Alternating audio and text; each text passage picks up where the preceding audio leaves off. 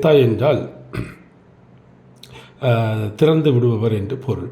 So தங்கள் இயலாமையை ஒத்துக்கொண்டு நம்முடைய தேத்திரவாளனை அழைப்பதே அம்மோனியர்களாகிய மாம்ச பலத்தை வெற்றி கொள்வதற்கு நமக்கு இன்றைக்கு முதல் படி. ஸோ எப்தா கிலேயாத்தில் தான் குடியிருந்தான், ஆனால் அவன் சகோதரர்களால் விரட்டப்பட்டான். ஸோ அது அவருக்கு அன்றைக்கி அந்த ஒரு கஷ்டம் அவருக்கு அன்றைக்கி இருந்தது. ஸோ அவர் சொல்கிறார்ல, நீங்கள் அல்லவா என்னை பகைத்து என் தகப்பன் வீட்டிலிருந்து என்னை துரத்தினவர்கள் என்று நியாயாதிபதிகள் 11:7 அந்த எப்தா கேட்குறதையும் நாம் பார்க்க முடிகிறது.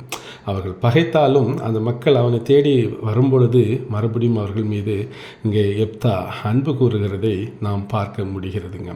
ஸோ இன்றைக்கு நாம் பரிசுத்த ஆவியானவரை துக்கப்படுத்த இடம் கூடாமல், ஸோ அவரை நமக்குள் அவர் வாசம் செய்ய இடம் கொடுத்து இந்த மாம்ச இச்சைகள் எல்லாம் நிறைவேற்றாமல் ஆவின் கனிகளிலே பலத்து இப்படிப்பட்ட இந்த அமோனியர்